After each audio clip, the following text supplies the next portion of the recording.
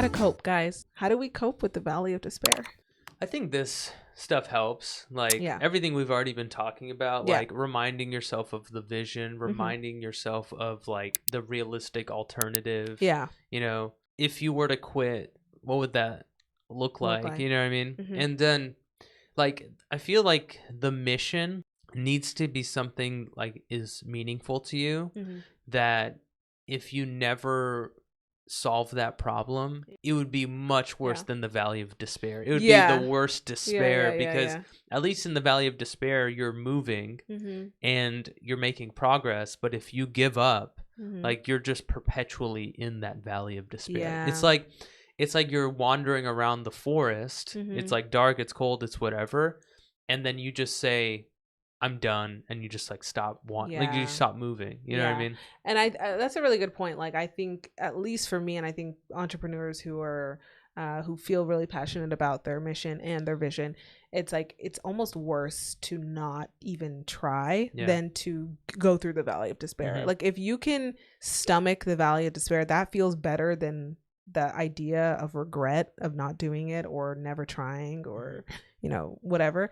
I think the valley of despair, again, rite of passage, means to an end. Like it will not be forever. It won't last. But living with the regret or always wondering what if, I feel like that, I don't know, I'm not 57 or like, I haven't reached the last of my days, hopefully, but it's not last. No, I know, but like I'm not seasoned into life to know. But you haven't been there, done that. But I do feel like that won't ever leave your mind. Like, what if I was capable of doing this? I just never actually tried. What if I could have seen, or in the worst, I feel like the worst feeling is to see some other bitch do exactly what you thought possible. Literally, I would literally kill myself if I saw somebody like do exactly what I thought was impossible, and they're just fucking galloping through life. I'd be like, I should have.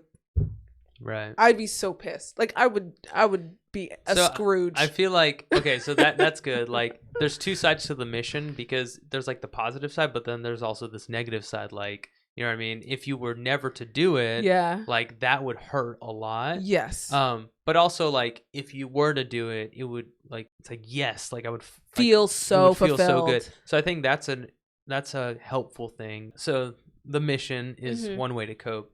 I think another way is talking about it, which is another point we touched on, just kind of talking about what you're going through and what you're feeling. And then I would say like the last thing is just the fact that like realizing that it's necessary. Like if you're struggling, it means there's a sign of underdeveloped skill or the lack of some knowledge, you know? So I think that is helpful in a sense as well. No, it is. And then reminding yourself, like, if you don't have it, it's probably because you're missing something and you have something you need to learn. Yeah, yeah. And like, think about it, like that thing that you feel like is so hard and stressful now, like, would you want to keep going? Would you want to keep scaling with that thing still being hard to you? Yeah. You know, that would like suck. Like if I'm so bad at like copywriting right now and I have no followers, like how awful would that be if I gain followers and it's just like I can't write? Like I just don't know how to get through a hard day. Yeah, I'm gonna lose them. So I think those are really good. Some like little practical habits that have helped me kind of cope with this on a day-to-day, because it is like a very daily, you feel it like daily process. Stopping a lot of things, and I've added some new habits. So a lot of things I've stopped: doom scrolling and comparing myself, because in this valley of despair, you're vulnerable, you're feeling like you suck at everything, you feel like nothing's going to work out, and looking at people who have figured it out, looking at people who have seemingly what you think you need, or comparing what you're going through to what they're going through, and you don't have all the information. It's just unnecessary information, and it's also a distraction a lot of times. And it's a distraction because you have a problem that you need to be solving, whether that's even taking a break or whatever. Like that's a way of solving it, but looking at people and focusing on what they're doing is not solving that thing in any way, shape, or form, and it's a waste of time, and it makes you feel shitty. So it just ruins your chances of overcoming that problem. So just take it out. That's something that I feel like I'm trying to like decrease, if anything, because it's hard to like completely eliminate, but just decrease.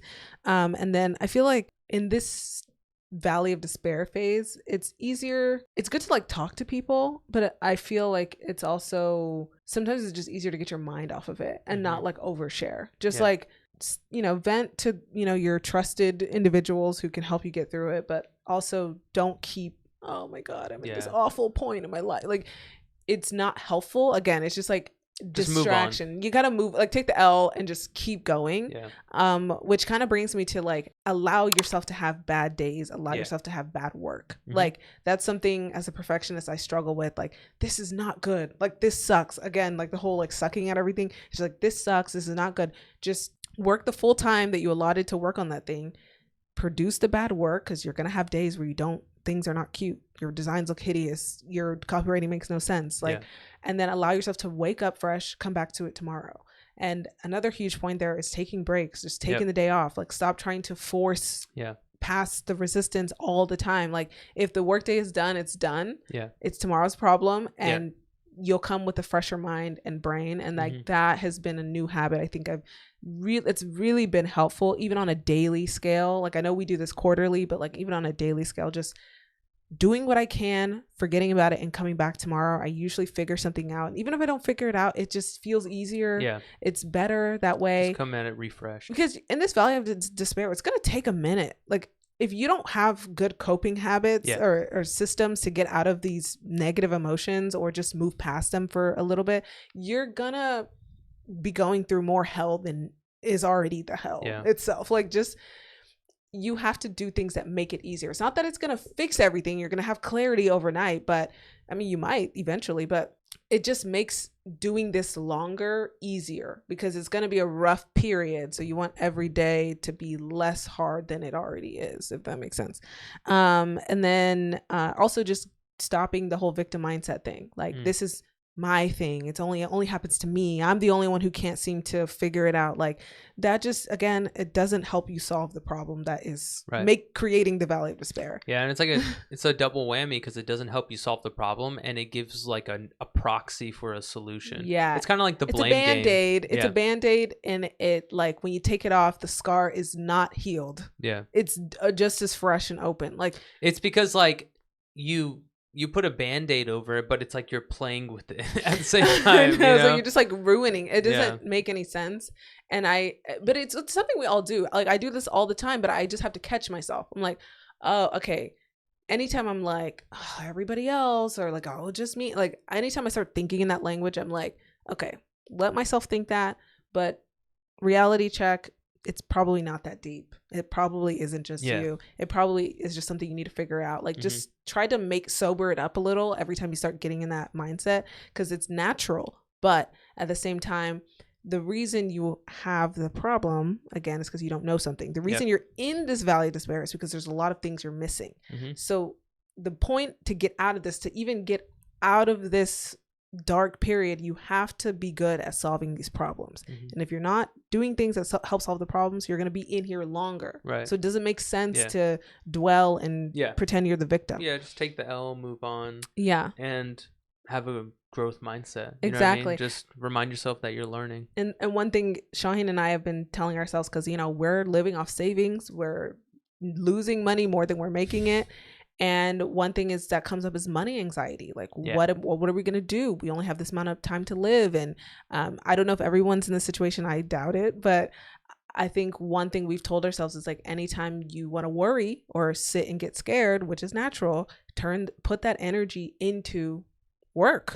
Like, solve the problem, get to work. Turn the anxiety into action. Turn the anxiety into action, because we've been worrying since last year, and arguably right now we are in a worser spot than the time, you know, we were worrying last. And really, we don't even have to worry. Like, right now, that's like, the point.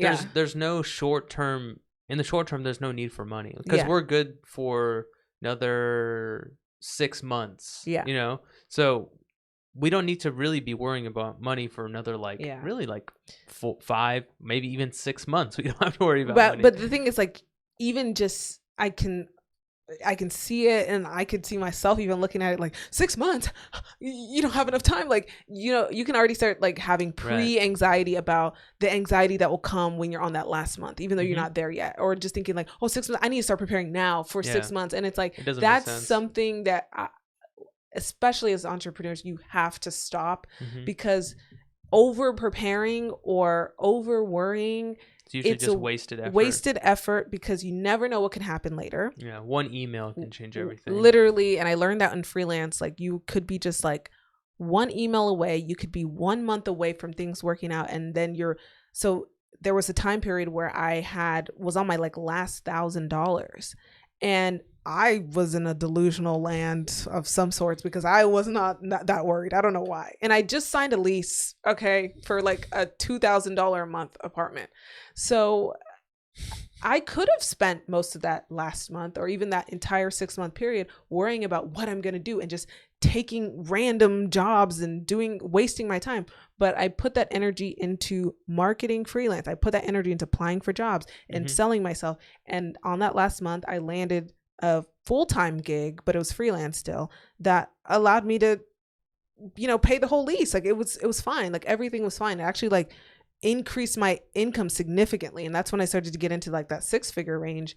And it's like, if I had spent that time worrying, I probably wouldn't have landed that job, know, that was more aligned than something I would have just picked up off the street. So it's like, sometimes over planning, over worrying, most times it does nothing for you, because you're not allowing yourself to like think on your feet, figure it out, and you're distracting yourself from the work that could get you to where you want to get, you know? Don't think, just do it. Just move. And I think this is the last thing, is just taking breaks and, taking more retreats and just doing things that like help get your mind off of it, because we are like working daily. We're thinking about this daily, and just letting your brain sit on ideas and like rest. It's really helpful. Even that's like I said, on a daily scale, even if it's within like hourly scale, like go on a walk, stop working, take a break, like keep your mind right, I usually will take some kind of break.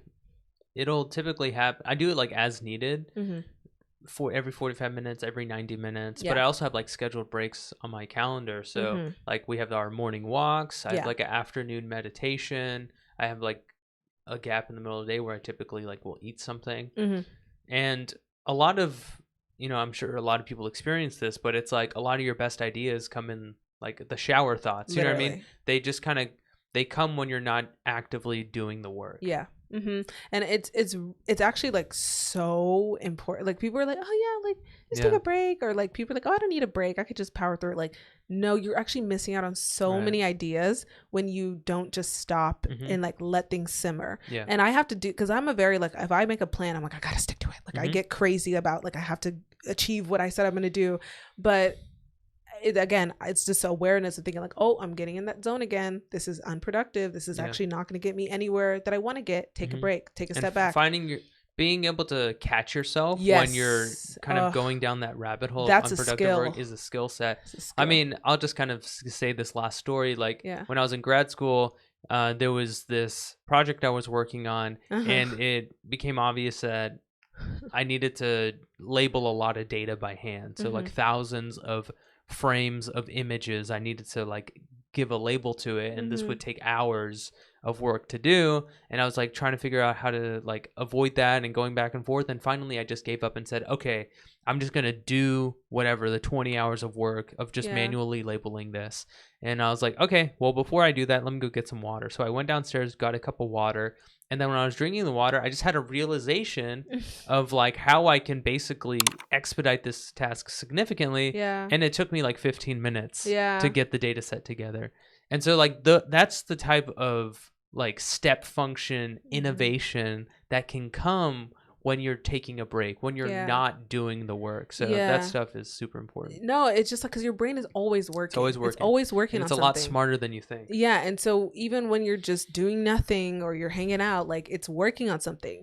And the good thing about entrepreneurship is that you're giving it something productive, I think, to solve. Well, you're allowing yourself to be fully immersed in the thing. Because if you're a part-time entrepreneur, you're working full-time, and then your business is on the side, there's like two things. So the shower thoughts could be about like your full-time job, or they Right. could be about your business. Right. When all you do is your business, Yeah. like everything starts working. Yeah, and like now I'm just like, oh, the content can connect this, and the Yep. business like, and now I'm just having these like full circle shower moments. And like before, my shower moments were thinking about drama and a Yeah. potential scenario that could happen. Yeah, Or and I think that's another unproductive. thing I've realized. Like, you have to be very thoughtful about what you give your attention to. Oh, So like that's why yeah. like not scrolling at all, but even So like important. don't like I was just thinking about like some just silly drama. Like I was just like okay, I'll just say like there were these like two like strongmen competitors, like Eddie Okay. Hall and Hafthor Bjornsson. They had like this beef, and I found myself thinking about it right before I went into the shower, and I was like, oh, I wonder whatever happened in that beef, and I was gonna go look it up, and I'm like, just stop thinking about this stuff. Like, you're wasting your precious energy, like your precious attention on this. Think about, because I've been working on this like new blog, and I'm like, no, you need to think about that. That's what your mind needs to be working on right now. Yeah. Not solving some drama between two people you've never met before. Yeah. So like being able to like catching yourself like when you're thinking about things that don't matter, you know, just like, okay, don't think about that. Think about things that actually matter, because your attention is the most valuable resource that you have. It's so valuable. And you have to be very thoughtful about it. I mean, yeah, like take a break from the work, because you're already doing the work. Hopefully you're already doing the work. Take breaks in between, and then just monitor what your brain is, you know, giving its attention to. I wanted to add, I also like cleaning breaks. I think those are very helpful, because again, another thing that you're like getting something done, it's taking care of the house, clean mind. And then you also can have some of these ideas there, taking walks, like even just meditating, working in a different place, like going to coffee shops makes me so much more productive, like just doing things like that. So, or like one thing I like is not stacking dopamine. You know what I mean? Like if I'm eating, I'm not going to eat and watch a video. Like I used to do that a lot. Or like I'm not walking and listening to a podcast. I'm just walking. I'm not like taking a break and watching TV. Like I'll just sit on the couch. Separate the And because what you're doing is you're fully immersing, like you're taking up all your attention. If I'm eating and watching a YouTube video, that's taking up all my attention. But if I just eat, I have leftover attention, and there might be that agitation, like, oh, I need to do something with this attention. I need to, I need to focus on something. Just that'll pass, or at least for me. I allow it to pass, and then my mind starts working on the problems that matter to me. Oh, that's good. And so it's like, don't double stack, triple stack these like dopamine hits, or overload your attention. Like allow yourself to be bored. Like that's been a big thing for me this quarter. It's like allow yourself to be bored and tap in to the power of the subconscious, of the unconscious. Mind. Yeah, exactly.